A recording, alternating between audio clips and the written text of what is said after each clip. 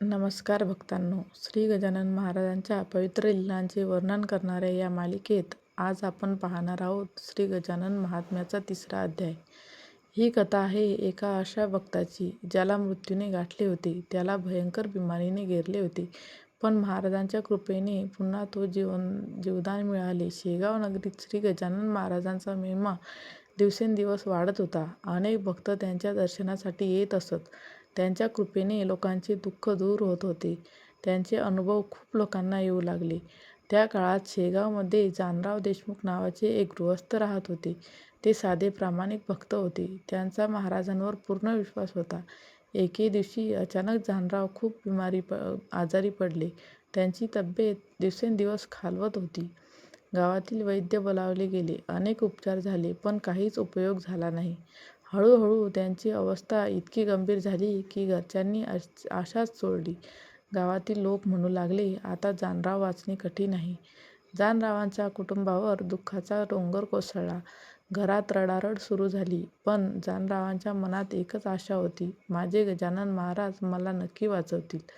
त्या क्षणी त्यांनी मनोमन महाराजांचे स्मरण सुरू केले. इकडे श्री गजानन महाराज मठात शांतपणे बसले होते.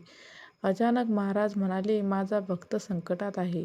हे ऐकून सर्वजण आश्चर्यचकित झाले. गजानन महाराज त्यांच्या दिव्य दृष्टीने सर्व पाहत होते. जानरावांच्या घरातील वातावरण गंभीर होते. सर्वजण दुःखाच्या सागरात बुडाले होते. त्यांचा श्वास मंदावला होता. मृत्यू अगदी जवळ उभा होता.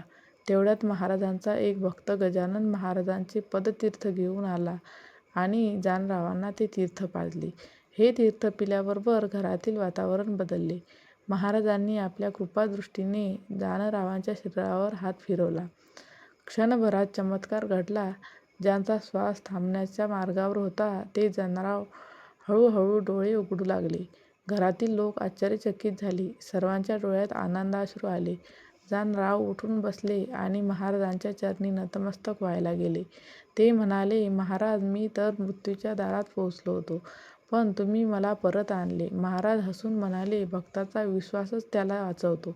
श्रद्धा असेल तर देव स्वतः धावून येतो. या घटनेनंतर संपूर्ण शेगावमध्ये महाराजांचा महिमा आणखी वाढला. लोकांना समजले की श्री गजानन महाराज हे साधे संत नाहीत, तर साक्षात परमेश्वराचा अवतार आहेत. या कथेतून आपल्याला काय शिकायला मिळते? संकट कितीही मोठं असो, श्रद्धा सोडू नका. दुसरी गोष्ट, गुरुवर पूर्ण विश्वास ठेवा. आणि तिसरी गोष्ट, खरी भक्ती असेल तर देव आपले रक्षण करतो. म्हणूनच भक्तांनो, जीवनात कोणतेही संकट आले तरी श्री गजानन महाराजांचे नामस्मरण करा. गण गण गणात पोते. जर तुम्हाला ही कथा आवडली असेल तर व्हिडिओला लाईक करा, शेअर करा आणि चॅनलला सबस्क्राईब करा. धन्यवाद.